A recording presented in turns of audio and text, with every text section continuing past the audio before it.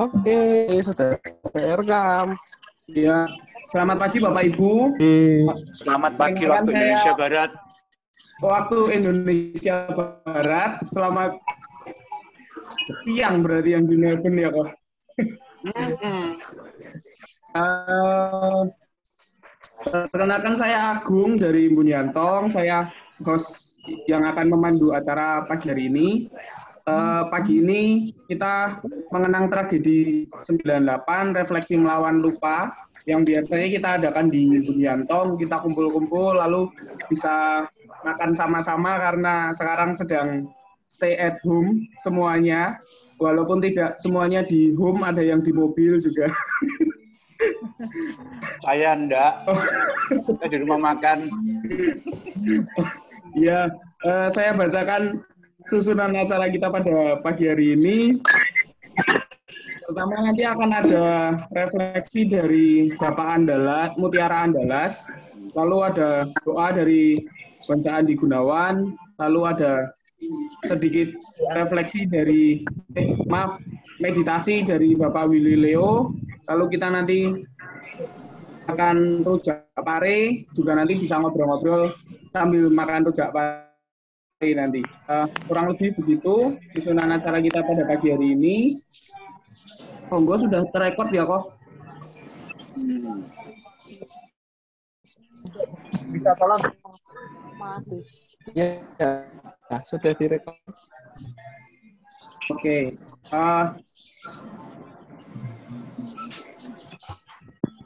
Yang lain nggak dimatiin ya?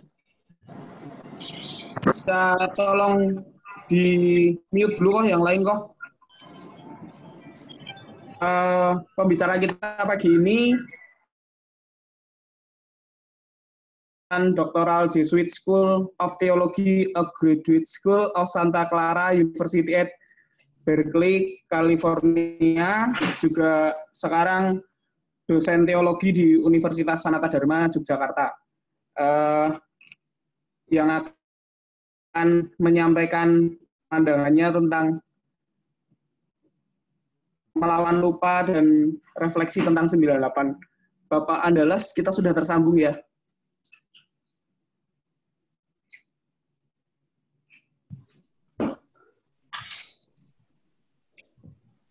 Ya. Pak Andalas. Ya, selamat pagi Bapak. Selamat pagi juga. Silahkan waktu dan tempat saya persilahkan untuk Bapak. Terima kasih. Ada satu nama yang buat saya istimewa ya di sekitar peristiwa Mei 98. Dia seorang perempuan Tionghoa, muda, dan dari banyak korban tragedi Mei 98, nama ini istimewa karena dia punya nama. Ya.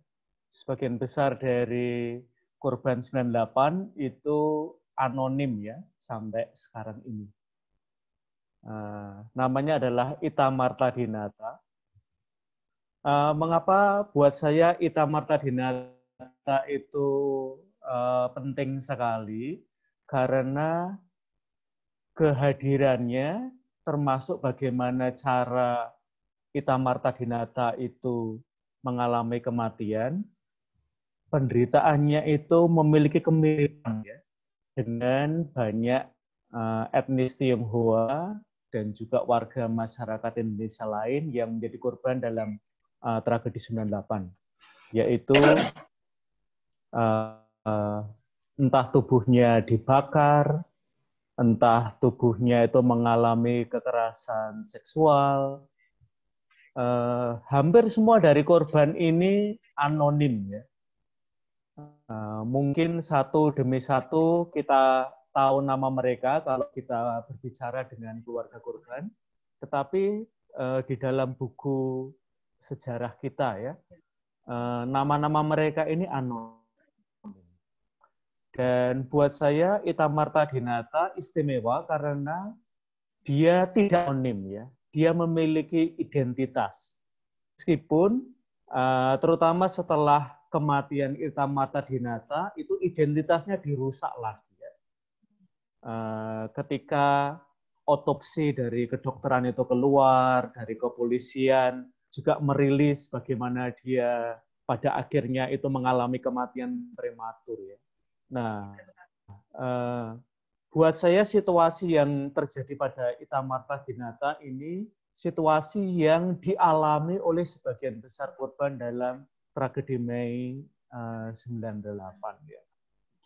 Saya masih ingat saya pernah diundang dalam sebuah pertemuan seperti ini juga di Los Angeles beberapa tahun yang lalu. Dan saya sebelum pertemuan itu ketemu dengan beberapa peserta yang punya akses punya pengalaman dengan beberapa warga etnis Tionghoa perempuan ya waktu itu mengalami kekerasan seksual ya, dan kita janji untuk ngobrol setelah itu. Juga ada orang tua dari salah satu umat waktu di Amerika itu yang menjadi dokter dan dia juga mengatakan bahwa punya informasi tertentu. Tetapi hanya dalam hitungan waktu yang sangat pendek, semua orang yang mau bicara itu kemudian menghilang semua. Tidak kontak lagi. Nah, situasi yang dialami oleh para saksi ini sebenarnya juga dialami oleh mereka yang menjadi korban dan kemudian menjadi penyintas dalam tragedi itu ya. Bahwa ruang kesaksian itu hampir ditutup di semua lini. Dan bahkan sebagai seorang akademisi saya melihat bahwa ada kita sebut aja keengganan akademik ya untuk mengangkat isu itu sebagai isu akademik. Nah, buat saya lalu forum seperti ini juga teman-teman di komunitas Buddha, komunitas Konghucu, komunitas Kristiani, mungkin juga komunitas Tionghoa yang Muslim. Lalu tempat ibadat itu menjadi penting ya. Karena disitulah para korban, para penyintas itu dapat mengungkapkan ratapannya. Dan yang istimewa dari bahasa agama adalah bahwa dia memberikan ruang. Ada bahasa tertentu dalam agama yang memungkinkan para korban dan penyintas ini untuk bicara. Yaitu kalau di dalam kitab suci Ibrani itu ada kitab ratapan. Di mana bahasa kesedihan, bahasa air mata, dan bahkan yang kita alami ya dalam perjumpaan dengan banyak warga yang mengalami penderitaan dalam tragedi Mei itu, kata-kata itu tidak bisa keluar lagi ya untuk mengisahkan tragisnya penderitaan itu. Nah, agama itu memberikan ruang untuk tidak hanya kata-kata, tetapi juga kenirkataan. Ketika orang tidak bisa bicara lagi, ketika orang hanya bisa menangis ya.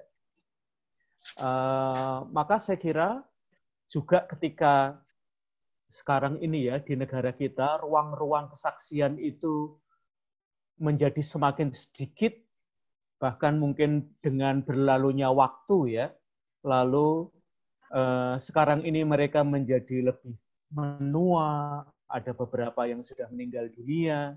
Lalu buat saya agama atau komunitas beriman itu menjadi tempat terakhir ya untuk mereka bahwa keberadaan mereka diakui, mereka diterima, dan saya kira salah satu yang bisa dilakukan terutama oleh komunitas agama adalah menemani perjuangan mereka.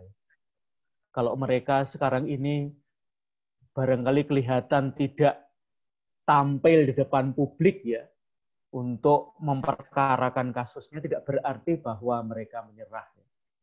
Tetapi seringkali bahwa ruang untuk itu betul-betul hampir ditutup. Dan buat saya, ruang agama adalah ruang dari sedikit ruang yang masih terbuka. Dan mungkin lalu forum seperti ini juga menjadi ruang lain ya bagi mereka untuk berbicara kepada kita, Dan saya punya keyakinan bahwa sebuah negara yang tidak menghormati pengalaman tragis warganya, dia akan sulit ya untuk melanjutkan sejarahnya. Dia akan cenderung untuk mengulang tragedi-tragedi terhadap warga negara lain. Saya kira cukup dulu ya, Mas. Terima kasih. Baik, Pak. Terima kasih. Nanti yang lain boleh menanggapi. Kita lanjut dulu.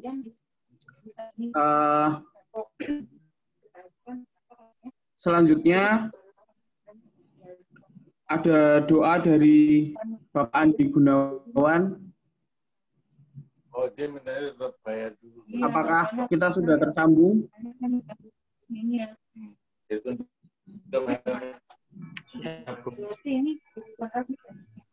iya, Ya. Bapak Ibu sekalian, dimanapun berada, kita terkoneksi di dalam satu ruang Zoom ini. Mari sebelum kita melanjutkan acara, baiknya kita menyatukan hati kita dan pikiran kita untuk berdoa menurut agama dan kepercayaan Bapak Ibu masing-masing. Kebetulan saya pengucu dan silahkan Bapak Ibu menyesuaikan dengan agama dan kepercayaan masing-masing. Yang pasti tujuan kita adalah untuk menyatukan hati kita untuk mendoakan semua para korban, baik yang telah tiada maupun yang sampai hari ini bertahan untuk melanjutkan kehidupan ini supaya menjadi lebih baik lagi. Mari kita bersatu di dalam doa, kita menghidupkan sejenak, menundukkan kepala dan menyatukan hati. Hadirat Tuhan yang Maha Esa, tempat yang maha tinggi dan maha mulia, dengan bimbingan para leluhur kami dipermuliakanlah. Pada hari ini kami bersatu di dalam satu tujuan, di dalam satu harapan untuk menyatukan keinginan kami, menyatukan hati kami untuk menjalankan peringatan peristiwa Mei 98. Semoga pada pagi hari ini, hati kami yang bersatu ini dapat menggetarkan Tuhan untuk memberikan berkah kekuatan bagi semua para korban Mei 98. Kiranya apa yang terjadi di dalam peristiwa Mei 98 menjadi satu momentum bagi kita semua untuk selalu mengingat bahwa tiada yang lebih baik daripada kita memanusiakan manusia. Kiranya Tuhan memberkati kami, bangsa Indonesia, untuk selalu sadar dan yakin bahwa memanusiakan manusia adalah kemanusiaan yang paling tertinggi, dan begitulah nama kiranya yang paling besar. Kami pun berdoa untuk para arwah kami, saudara-saudara kami yang menjadi korban di peristiwa Mei 98. Kiranya Tuhan memberikan ketenangan, kedamaian, dan memberikan tempat terindah di sisi dan di tempat Tuhan yang Maha Esa. Kami pun pada saat ini bersatu, menyatukan hati, berdoa. Kami masih memiliki masalah, masih memiliki hambatan di dalam bangsa ini untuk bersama berjuang untuk melawan pandemi COVID-19. Kiranya Tuhan memberikan berkah-Nya, memberikan kekuatan kami untuk terus bersatu, menyelesaikan permasalahan ini sehingga kami dapat bangkit kembali dan dapat beraktivitas dan berkarya seperti sedia kala. Karena kami yakin dan percaya selalu bahwa Tuhanlah senantiasa penilik kami, pembimbing kami, dan kami yakin hanya di dalam kebajikanlah Tuhan akan selalu berkenan. Kuangi Sangti, Witien, Sansai. Terima kasih. Ya, terima kasih Pak Andi. Berikutnya Pak Willy, apakah kita sudah tersambung. Sudah, tes suara bagus, bagus ya, Pak Agung. Ya, Pak. Ya, bagus Pak. Selanjutnya kita akan ada meditasi ya, Pak Willy. Waktunya saya persilahkan ke Pak Willy untuk memimpin meditasi kita pagi hari ini. Silakan Pak Willy. Thank you, Agung. Ya, jadi Bapak Ibu, senang sekali pada kesempatan kali ini kita bisa berkumpul bersama-sama meskipun hanya lewat virtual ya dengan media Zoom ini ya. Mari kita bersama-sama merefleksi kembali apa yang terjadi dalam peristiwa Mei tahun 1998. Mungkin ada beberapa yang sempat mengalami peristiwa tersebut, mungkin ada yang masih usia dini, mungkin masih usia kecil, ya. Namun secara langsung tidak langsung sebetulnya kita mengalami situasi yang cukup mirip, meskipun kita harapkan nggak mirip-mirip sekali ya. Artinya kita sekarang ini dalam kondisi pandemi yang sebelum 98 itu kita punya situasi yang kira-kira kecemasan yang cukup sama, karena pada saat itu krisis ekonomi. Nah, mari pada kesempatan kali ini kita bersama-sama berefleksi, kita bersama-sama memikirkan kembali, mengenang apa yang kita pernah alami, ya. Mungkin bagi yang belum sempat mengalami, mungkin hanya mendengar dari cerita-cerita keluarga, namun bagaimanapun juga ini layak sekali untuk kita kenang. Nah, untuk kesempatan kali ini, saya mengajak Bapak dan Ibu untuk perasaan keheningan, meskipun dalam saat ini kita mungkin tidak menutup mata, meskipun pada kesempatan kali ini mungkin kita melakukannya dengan mata terbuka ataupun mata tertutup, semuanya berdasarkan kehendak bebas dari Bapak Ibu sendiri.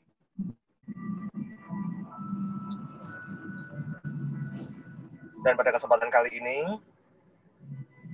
sebagai awal refleksi kita untuk memperingati, untuk mengenang peristiwa Mei 1998,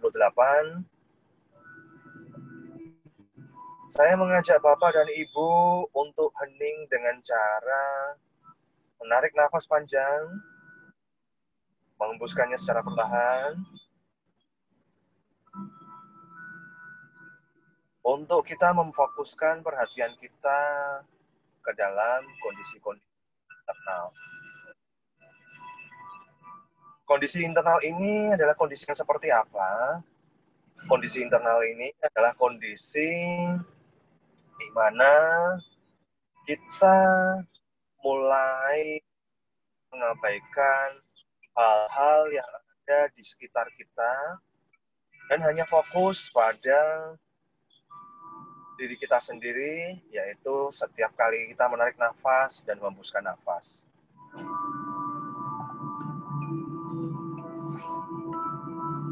Apakah pada saat kondisi pandemi yang terjadi sekarang ini, kita masih kesempatan untuk berkumpul bersama-sama, kita masih kesempatan untuk mengenal kembali peristiwa yang terjadi masa silam. Dan Ibu juga merasakan keberuntungan ataupun merasakan kebersyukuran kita atas hal-hal yang terjadi dalam diri kita,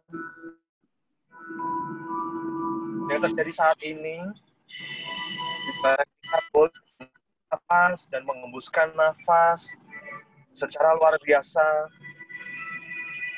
Sementara dalam kondisi pandemi ini, beberapa orang yang kurang beruntung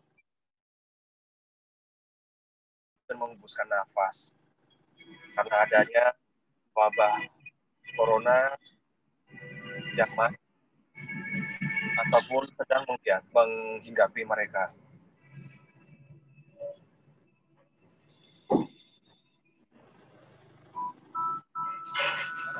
Sama bersyukur atas hembusan dan tarikan nafas kita yang selama ini mungkin kita lupakan, yang selama ini kita tidak sadari. Kalau sebetulnya hembusan dan tarikan nafas ini adalah karunia yang luar biasa yang diberikan oleh alam semesta ataupun Tuhan Yang Maha Esa kepada diri kita sendiri. Dari hembusan dan tarikan nafas ini, kita benar-benar merasakan hidup sebagai manusia. Kita merasakan hidup sebagai seseorang, sebagai seorang entitas yang mempunyai daya guna bagi sesama, bagi kehidupan lain, bagi alam semesta, dan bagi siapa saja ataupun apa saja.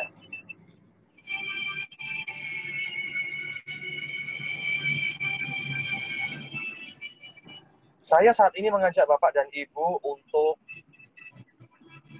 terus menarik nafas dan mengembuskan nafas dan menikmatinya saat ini.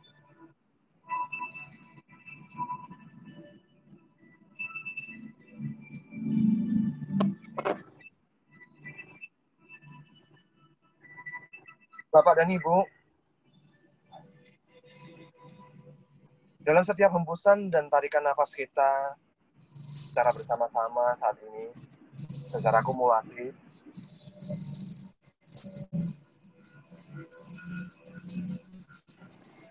saat ini kita bersama-sama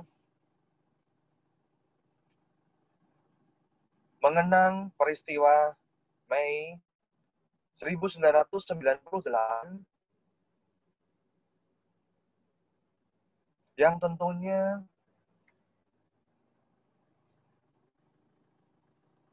pada kesempatan kali ini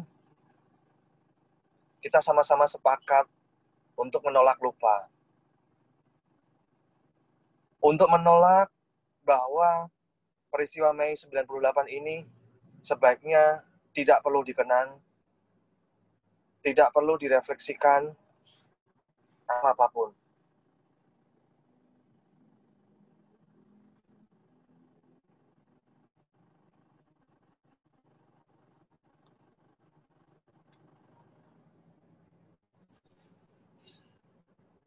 Perlu kita pahami, perlu kita sadari bahwa menolak lupa berarti kita tidak memaafkan. Karena menolak lupa tidaklah sama dengan tidak memaafkan. Kita tidak melupakan bukan berarti kita tidak memaafkan. Mari kita pahami bersama-sama. Konon orang-orang bijak mengatakan hal yang penting dari refleksi kepada siapa saja adalah dengan tetap mengingat, namun memaafkan apa yang pernah dalam kehidupan kita.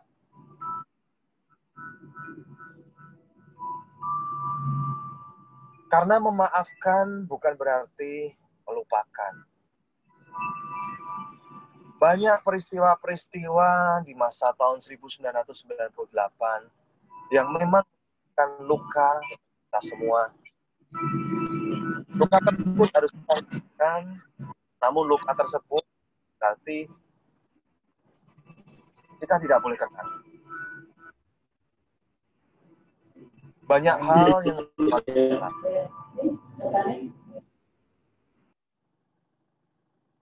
banyak hal di mana saat tersebut situasi ketakutan terjadi di mana-mana.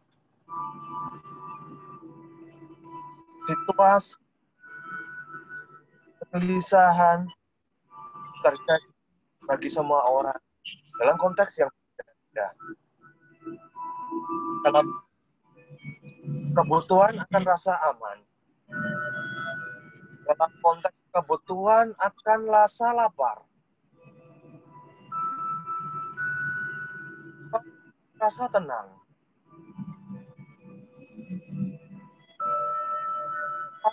Situasi yang berbeda-beda tersebut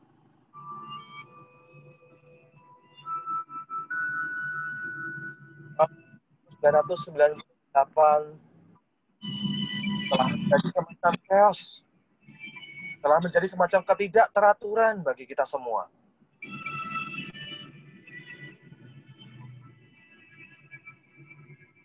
Kita pahami, kita saksikan pada saat tersebut,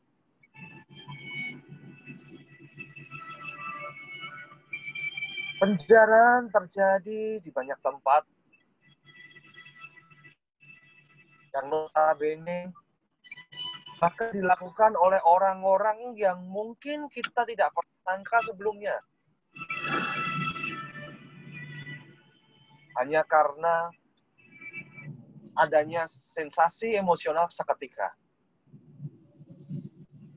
Karena orang lain turut menjarah, maka orang yang lainnya yang melihat pada saat sementara turut menjarah tanpa perasaan apa juga, tanpa sempat menimbang-nimbang apakah apa yang dilakukannya benar atau salah.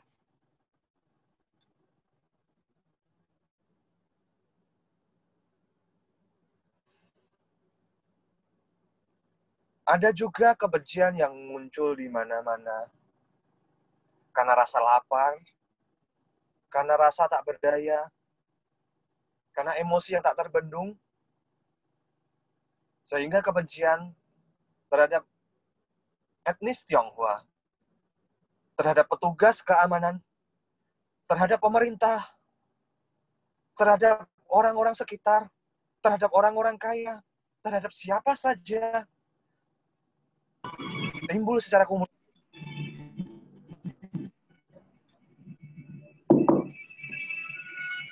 Mei 1998 telah menimbulkan kebencian bagi siapa saja.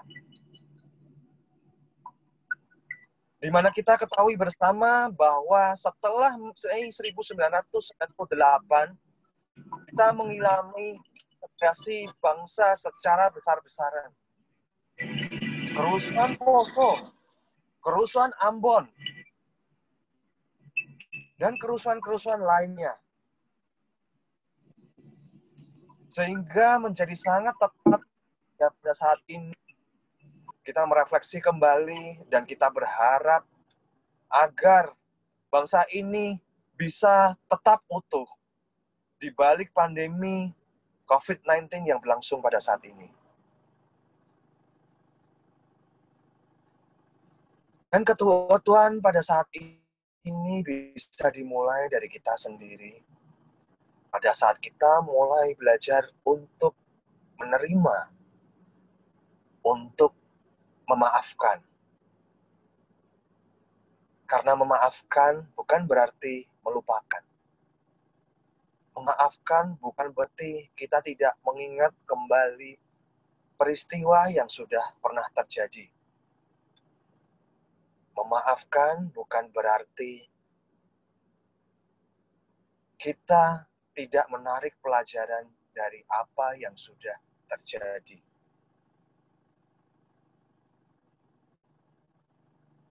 Memaafkan bukan berarti kita bisa membenarkan peristiwa yang sudah pernah terjadi. Memaafkan bukan berarti kita membolehkan peristiwa tersebut terjadi lagi. Memaafkan bukan berarti kita membenarkan hal tersebut terjadi lagi di masa mendatang. Namun memaafkan justru kita mulai merefleksi peristiwa masa lalu, mengenang dan menarik pelajaran.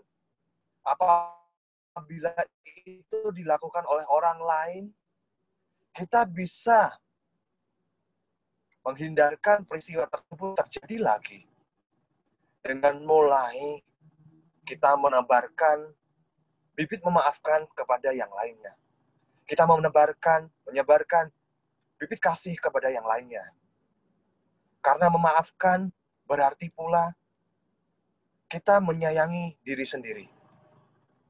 Memaafkan bukan demi orang lain, namun memaafkan adalah dimulai dari kita melakukannya demi diri kita sendiri.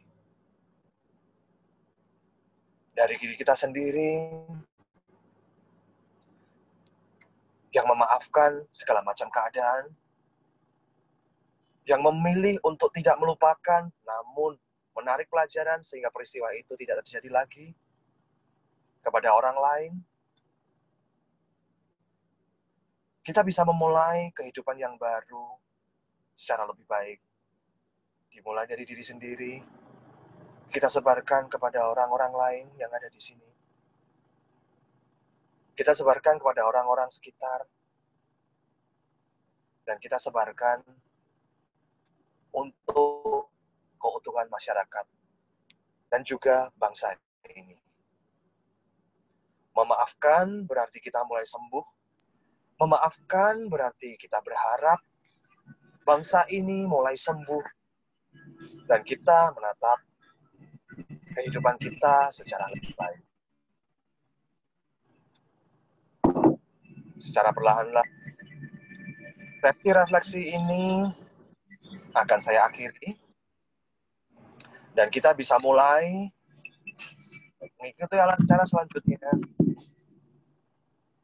dengan perasaan penuh maaf, perasaan penuh bahagia, perasaan penuh kasih, dan perasaan penuh optimisme untuk bersama-sama bahu-membahu kita menciptakan keadaan yang lebih baik. Terima kasih atas waktu yang telah diberikan, terima kasih atas kasih yang telah diberikan oleh Bapak dan Ibu, terima kasih atas maaf yang telah diberikan, dan waktu dan tempat kami persilahkan kembali kepada pembawa acara. Sekian.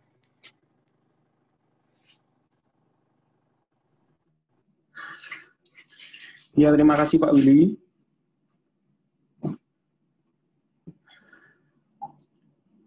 Selanjutnya,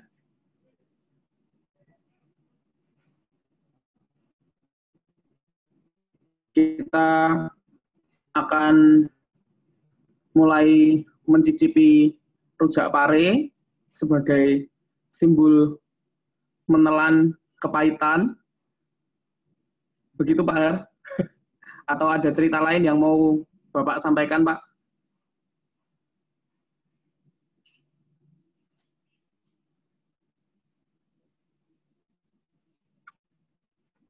Pak Har masih termute, Pak Har.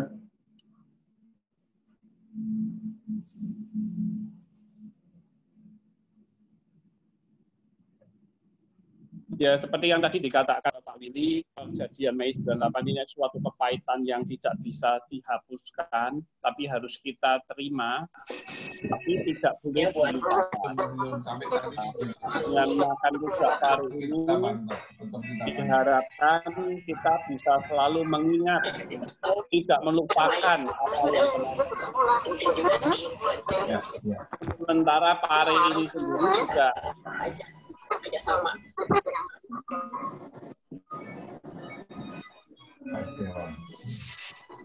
Sebenarnya hal yang nantinya memandang itu simbol penganiaya, diperkosa, ini adalah sensasi dari peristiwa Mei 98. Kita berharap dengan makan rujak pare dan sambal bunga akan pernah terjadi di bangsa kita ini, tapi kita makan sambil mengucap maaf dalam diri kita. Kita tahu apa yang pernah terjadi tidak mungkin pernah.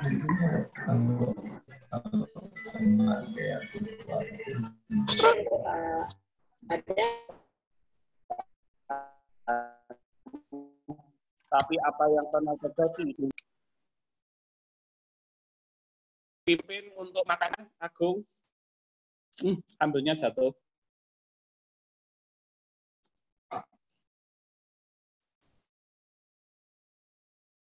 Ya, Bapak Ibu yang sudah ada rujak parenya, bisa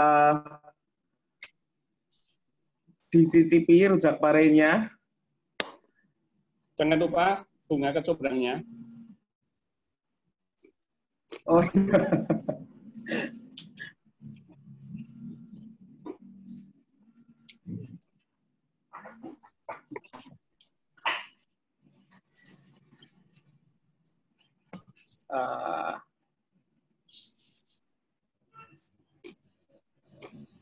ini tadi di paketannya kok ada bakmi ya Pak Har? Ada cerita apa Pak Har dari bakminya Pak Har? Itu bakminya menu baru, jadi rujak pari ini tahun ketiga, menunya bakmi itu dengan sawi pahit juga. Dan bakminya direndam dengan kopi, sehingga pahitnya juga terasa tapi bikin melek nantinya. Jadi ada kopinya, kemudian ada sawi pahitnya yang hijau-hijau itu sawi pahit yang biasanya dipakai untuk sayur asin. Jadi ini untuk kalau nanti acara sesungguhnya, mudah-mudahan setelah wabah ini tahun depan, kalau makan tidak hanya rujak saja, tapi ada karbohidratnya. Tapi simbolisasinya tetap sesuatu yang pahit tapi menyehatkan. Sepertinya Pak Har? Gimana? Ini sebagian puasa ini. Ya, yang lain juga nggak bisa makan karena nggak punya rujak pari. Kalau yang puasa, memang ini sebagai wujud untuk menahan lapar juga. Sebagai kepahitan. Ini Bu Dewi Anggreni dari Melbourne terputus, tapi beliau sudah menulis, saya minum kopi pahit.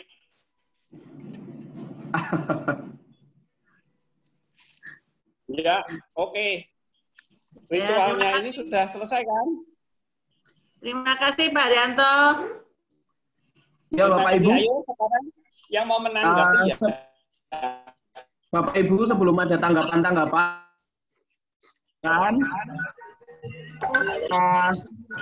kan hitamnya Berapa Pak? Tanya berapa ini?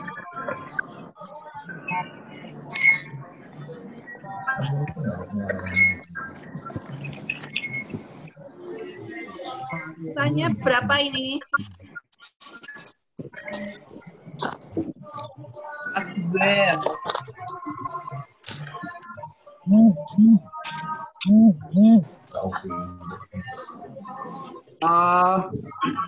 Ahonggo.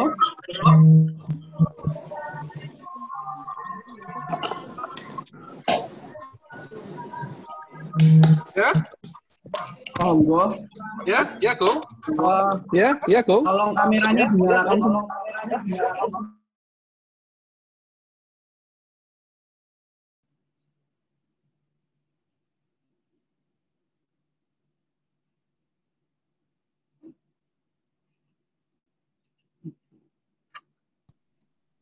Apakah kameranya sudah nyala semua kok?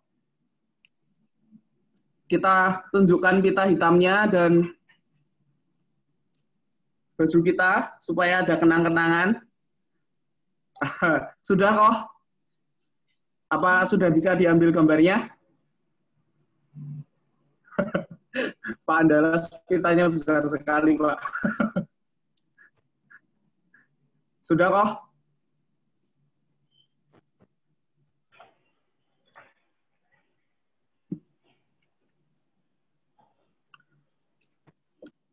Sudah? Ya, terima kasih Bapak Ibu. Selanjutnya, kita ada sesi ada sesi tanggapan. Apakah ada yang mau menanggapi tentang kegiatan kita pagi hari ini? Bisa mengangkat tangannya atau langsung di-unmute saja.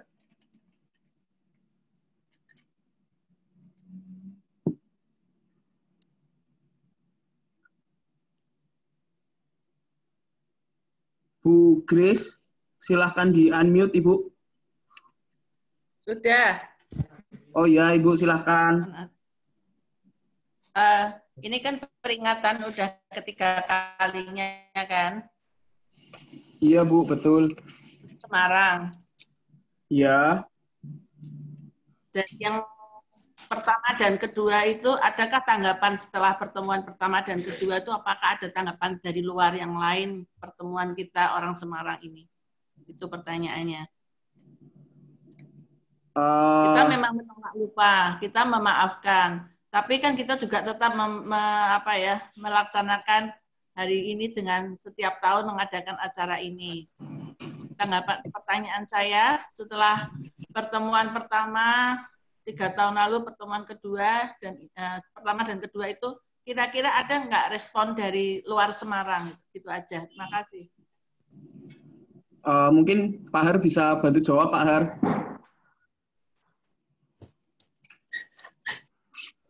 Kalau responnya sebenarnya sangat positif sekali, karena dianggapnya cukup unik di mana kita memperingati dengan sebuah ritual yaitu rujak pare dan sambal bunga kecombrang. Tapi memang butuh waktu, Bu, dan kita akan selalu, makanya salah satu cara untuk kami konsisten menjalankan sehingga nantinya akan diikuti. Yang sudah pasti kemarin saya pada saat bicara di pertemuan tempat ibadah ada beberapa kelenteng yang akan melakukan doa khusus untuk para korban Mei 98. Jadi ini saya berharap seperti tadi dikatakan Pak Mutiara, memang lembaga agama sebenarnya yang paling pas untuk merespon secara positif. Nah, mungkin nanti tidak hanya tempat ibadah Tridharma, tapi mungkin dari Konghucu, dari Nasrani juga akan mengadakan peringatan-peringatan semacam ini. Karena buat saya sebenarnya itulah fungsi utama dari sebuah lembaga agama yang bisa merespon positif sebuah peristiwa yang memang sebenarnya sangat melukai, tidak hanya secara fisik dan batin, tapi juga secara kemanusiaan. Dan ini adalah langkah yang harus diambil oleh siapapun yang berwenang dalam kelembagaan untuk tampil dan ikut mengobati. Kebetulan kemarin saya barusan nonton lagi film yang dari peristiwa 65 itu yang judulnya kok mendadak lupa saya. Josh Oppenheimer ya, yang ternyata dari korban, salah satu keluarga korban, dia itu cuma pengen mendengar permintaan maaf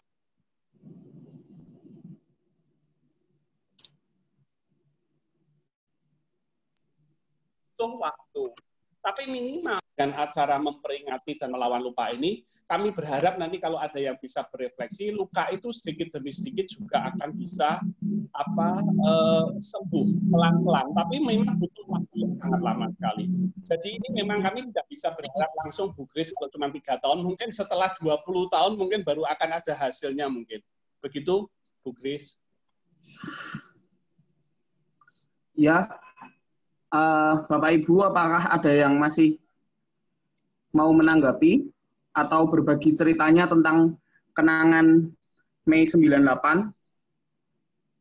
Ya, saya ingin berbagi sedikit, Bapak Ibu dan kawan-kawan semua di sini.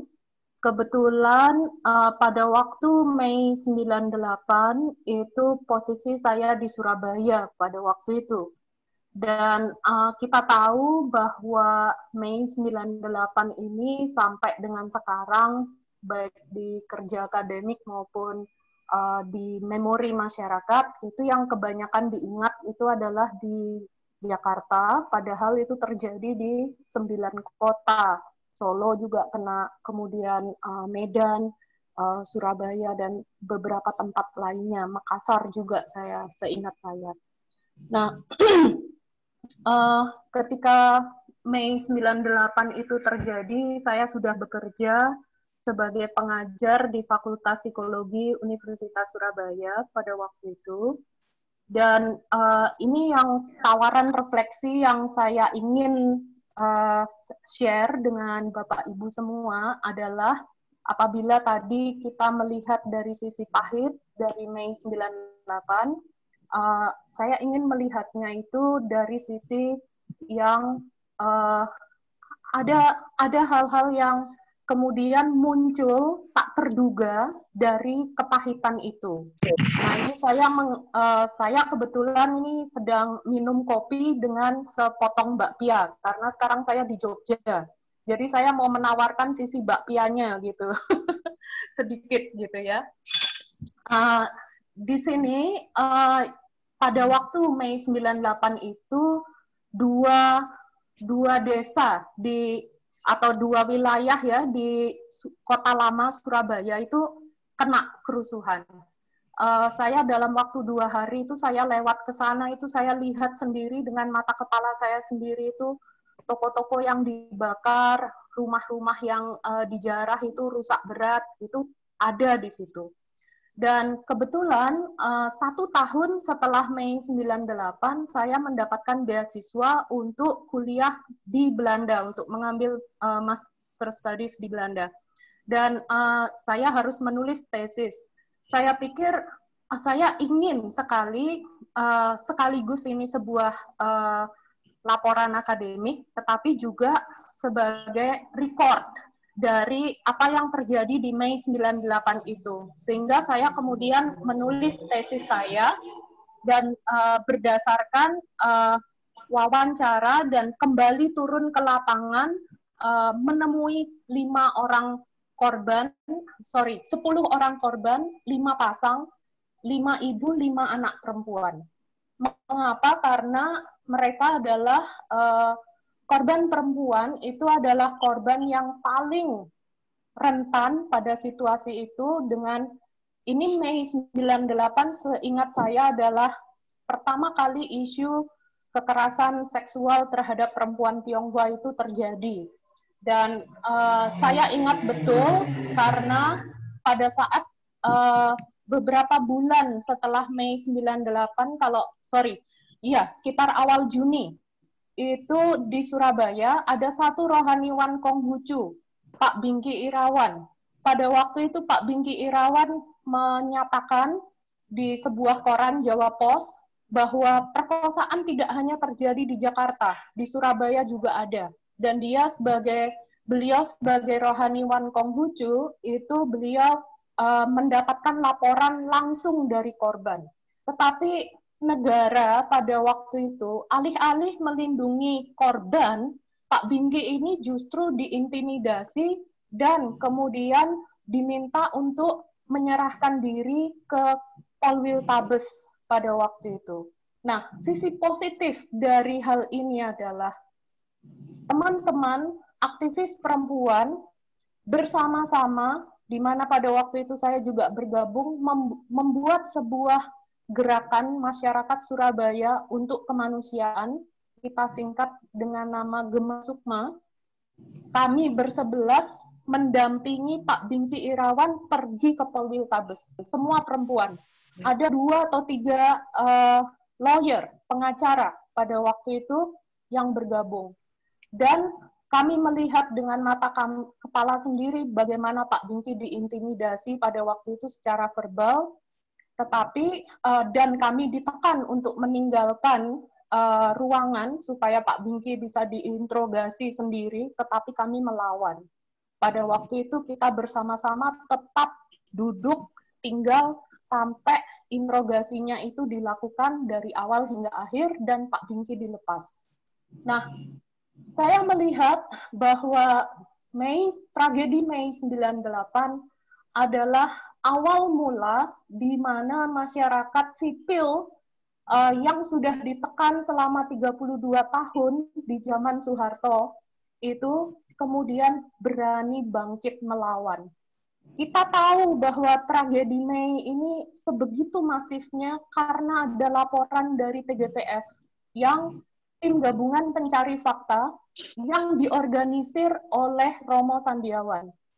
Dan ini adalah narasi tandingan dari negara yang biasanya hanya negara yang punya corong suara untuk membuat cerita di balik kerusuhan. Itu selalu hanya negara yang boleh terjadi di situ. Dan kemudian selain itu, saya kemudian pergi ke Belanda dan kemudian saya pulang untuk melakukan field research. Saya bertemu dengan 5 pasang ibu dan anak tadi. Memang cerita mereka sangat menyakitkan. Saya menduga dari paling tidak untuk membicarakan trauma itu ya, apalagi itu tahunnya baru tahun